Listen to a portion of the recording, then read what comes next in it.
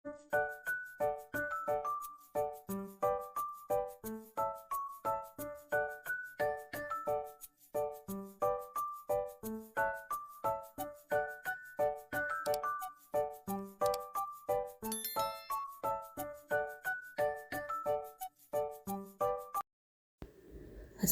আলাইকুম। কেমন আছেন সবাই? আশা করি সবাই খুব ভালো আছেন। আমিও আল্লাহর রহমতে অনেক অনেক ভালো আছি। যে যেখান থেকে আজকের ভিডিওটা দেখছেন, আশা করি সবাই ভালো আছেন, সুস্থ আছেন, নিরাপদে আছেন। আমিও আল্লাহর রহমতে অনেক অনেক ভালো আছি। এই তো আজকের ভিডিওটা শুরু করেছি সকালবেলার নাস্তা থেকে। ভাইয়ের বিয়ে এই তো কতদিন ধরে একাধারে বেরিয়ে আসলাম, মানে বিয়ে খাওয়ানো শেষ হলো, এবার আবার চলে এসেছে সংসার জীবনে সেই টুকিটাকি কাজকর্ম নিয়ে। আমাদের কিন্তু এই তো এই বছরে একবার কিংবা দুবার, সচরাচর সবসময় বেড়ানো হয় না, খুবই কম। এই তো এত বছর পরে একটা বিয়ের অনুষ্ঠান এলো, আবার চলে গেছিলাম। 2-4 দিন বেরিয়েছি, আবার সেই সংসার জীবনে কিন্তু ফিরে আসতে হয়। এটাই মেয়েদের ধর্ম। বিয়ের পর সংসার, বাচ্চা কাচ্চা, শ্বশুর শাশুড়ি সেবা যত্ন করা, তাদের নিয়ে কিন্তু পুরো সারাটা জীবন যে পর্যন্ত আল্লাহ তাআলা বাঁচিয়ে রাখে সে পর্যন্ত এই জীবনটা ধরেই কাটিয়ে দিতে হয়। সেই জীবনে আবার ফিরে আসলাম। এই তো সকালবেলা নাস্তা থেকে ভিডিওটা আজকে শুরু করলাম। মেয়ে বলছে যে মা আমাকে একটু চিনি পরোটা বানিয়ে দাও।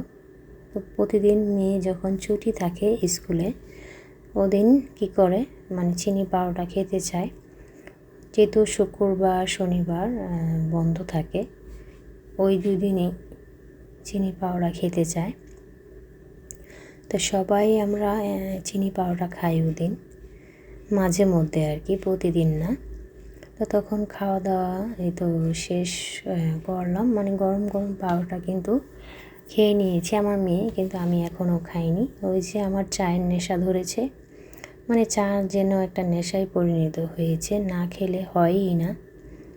দেখেন এখন কিন্তু প্রায় সামনে যেহেতু রোদ এসে পড়েছে আমার জানালার এখানে, দেরি হয়ে গেছে, কিন্তু চা আমার খেতেই হবে, এই একটা অবস্থা।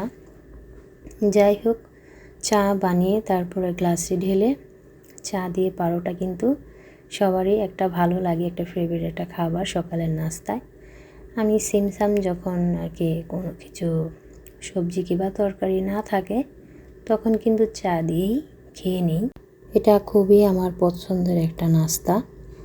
বেশিরভাগ সময়ই চা দিয়ে পরোটা রুটি খাই। সিমসাম যদি সবজি তরকারি থাকে তারপরও তেমন একটা খাওয়া হয় না, ওগুলো রেখে দিয়ে দুপুরে ভাত দিয়ে খেয়ে নিই। যাই হোক, এই তো চা বানিয়ে ঢেলে পরোটা দিয়ে নাস্তা করে নেব। তারপর এই তো ক্যামেরায় নাস্তা আমরা করে নিলাম। নাস্তাটা দেখলেন, চা দিয়ে ভিজিয়ে ভিজিয়ে খাচ্ছি, করে নিচ্ছি। যাই হোক, তারপর দুপুরে রান্নাবান্না শুরু করতে হবে। যেহেতু ভাইয়ের বিয়ে ছিল, 4-5 দিন 6 দিনের মতো থাকা হয়েছে। বাসায় এসে দেখি এত পরিমাণ ধুলা বাইরের, যেহেতু আমাদের রাস্তার সাথেই বাড়ি, এত গাড়ি ঘোড়া চলে, ধুলাবালি দিয়ে পুরো ঘর দুয়ার অন্ধকার হয়ে গেছে। আর ময়লার কথা কি বলবো, এত বালি পরিমাণ হয়েছে। আমি এই তো হঠাৎ করে অনেক দিন যাবত যেহেতু মাছ খাওয়া হয়েছে, এই জন্য চিন্তা করলাম আজকে একটু শাক রান্না করি। সামনে আমাদের দোকান আছে, একটা সবজি দোকান, ওখান থেকে গিয়ে দেখি লাল শাক আছে। তো লাল শাকটা বেছে আমি মানে রান্না করে আসলাম। শুধু ডাল, লাল শাক আর একটু ভর্তা বানিয়েছি, আর কিছুই করিনি। যেহেতু অনেক দিন যাবত মাছ মাংস খাওয়া হয়েছে, এই জন্য চিন্তা করলাম আজকে একটু শাক ভর্তা রান্না করব। তারপর আজকে দেরি করে উঠিয়েছি, কারণ যেহেতু অনেক দিন বেড়ানো হয়েছে বিয়ে খাওয়ার পর, বাসায় খুবই ময়লা জমেছে, ধুলাবালি জমেছে, এগুলা পরিষ্কার করতে করতে, কাজ করতে করতে অনেক কাপড় চোপড়ও ধুয়েছি। মানে নিজের শরীরটা একেবারে খারাপ হয়ে গেছে। এই যে আমি ভয়েস দিচ্ছি আর আমার কিন্তু ভয়েসটা কেটে কেটে দিচ্ছি, খুবই খারাপ একটা অবস্থা। হঠাৎ করে কাশি চলে আসে, কেন জানি না। একটু থেমে থেমে তারপর ভয়েসটা দিতে হচ্ছে। আর আমার গলার ভয়েসটা হতে পারে কেমন হয় আমি নিজেও জানি না, একবার চিকন একবার মোটা হয়, একবার কেমন জানি হয় বুঝি না। জানি না আপনারা কেমন শুনতে পাবেন, যদি একটু খারাপও লাগে অবশ্যই আপনারা একটু ইগনোর করবেন। আপনাদের কাছে আমি ক্ষমার দৃষ্টিতে বলছি। তারপর এটা কোনো কিছু করার নেই, যেহেতু আল্লাহ তাআলা আমাদের শরীরকে এক এক সময় অসুখ দিয়ে এক এক সময় করে। তো যাই হোক, সব কিছু আল্লাহ তাআলার উপরেই ছেড়ে দিয়েছি। দেখেন আমি কিন্তু ভিডিও করছি হাতে ক্যামেরা নিয়ে আর ঘর ঝাড়ু দিচ্ছি। আমার এই স্ট্যান্ডটা তেমন একটা ভালো না, দুর্বল, মানে মোবাইলটা রাখলে মোবাইলটা পড়ে যায়। যেহেতু মোবাইল পড়ে গেলে দেখা গেছে আমরা তো মধ্যবিত্ত পরিবারের বউ, চাইলেই কিন্তু একটা মোবাইল সাথে সাথে আনতে পারি না। এই মোবাইলটা নতুনই এনেছি, কিন্তু এটাও আনতে আনতে প্রায় আমার মানে হাজব্যান্ডের কাছ থেকে চাইতে চাইতে 1 বছর লেগে গেছে। আর কিনে রেখে দিয়েছে, তারপরে দেশে আসতে আসতে কিন্তু 2 বছর লেগে গেছে। এই একটা অবস্থা। অনেক দিন অপেক্ষা করার পর একটা মোবাইল হাতে পেয়েছি। যদি এই মোবাইলও আবার ভেঙে যায় কিংবা কিছু হয়ে যায়, আর কিন্তু আমাকে আর দিবে না। যেহেতু মধ্যবিত্ত পরিবারের বউ আমরা, সব কিছু বুঝে শুনে চলতে হয়। সব কিছু চাইলে যে পাই তা কিন্তু না, অনেক হিসাব নিকাশ করে চলতে হয়। যাই হোক, আমরা কিন্তু মধ্যবিত্ত পরিবারের বউ কিন্তু খুবই হিসাব নিকাশ করে অনেক কিছু ভেবে চিন্তে কাজ করি, যেহেতু একটা পয়সা যাতে কোনো জায়গায় নষ্ট না হয়, কোনো জায়গায় বেহালে কোনো জায়গায় না হয়, যেহেতু অনেক কষ্ট করে স্বামী ইনকাম করে। যাই হোক, অফ ক্যামেরা রান্নাবান্না শেষ করে একটু বিকেলে ঘুমিয়েছিলাম। দুপুরে আবার ভাগ্নিরা এসেছে। ভাগ্নিরা অনেক ধরে জিদ করছে যে মামি চলো, সামনে একটা ফাস্টফুডের দোকান হয়েছে, ওখানে আমরা যাই, গিয়ে দেখি। এই প্রথম আসলাম, এটা নতুন হয়েছে, কিন্তু কি আছে না আছে কিছুই জানি না। ভাগ্নিরা নিজেরাই কিছু কিছু টাকা জমিয়েছে, আমার ছেলে মেয়ে সবাই নিয়ে এসেছে।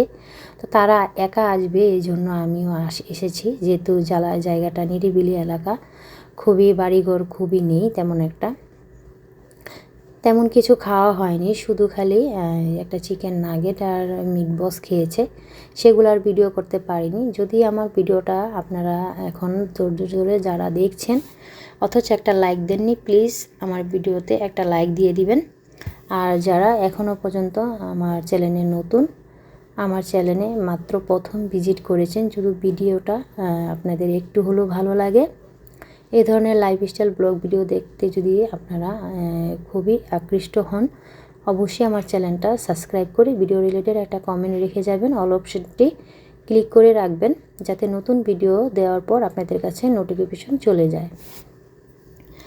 তারপর এই তো দেখলেন আমার ছেলে একটু বাইরে গিয়ে ভিডিও করে নিচ্ছে। বাইরের পরিবেশটা খুবই খুবই সুন্দর, যেহেতু নতুন করছে, এটা আরও কাজ আছে, উপরে দোতলায় কাজ করছে, অন্য সাইডে এক সাইড হয়েছে আর এক সাইড হয়নি। আবার যদি হয়, মানে পুরো কমপ্লিট হয়, অবশ্যই আসব। এই তো দেখছেন ওদিকেও কাজ করছে, ওই পিছনের সাইডেও কাজ করছে, এই পিছনেও করবে, এই জন্য আর কি বেশি ভালো করে এখনও হয়নি। এতে সব কিছু এলোমেলো, এই তো চেয়ার টেবিল কোনো কিছু গুছানো হয়নি। তাই আমরা একটু উপরে এমনি হেঁটে উঠে বাগ্নিরা একটু দুষ্টামানি করলো, একটু এই যে আয়নার মধ্যে মিররের মধ্যে একটু ছবি টবি তুললো। আমি আবার এই যে ছোটো পুচকি বুড়িকে নিয়ে দাঁড়িয়ে আছি নিচে, আবার একটু উপরে উঠলাম। যাই হোক, জায়গাটা কেমন লেগেছে অবশ্যই আপনারা একটু জানাবেন, আর আজকের ভিডিওটা কেমন লেগেছে সেটাও জানাবেন। ভিডিওটা এ পর্যন্ত আমি রেখে দিচ্ছি, কেমন হয়েছে জানাবেন। পরবর্তীতে ভিডিও দেখার আমন্ত্রণ জানিয়ে আজকের ভিডিওটা আমি এখানে রেখে দিলাম। ভালো থাকবেন আপনারা সবাই। আসসালামু আলাইকুম রহমতুল্লাহ ওয়া বারাকাতুহু।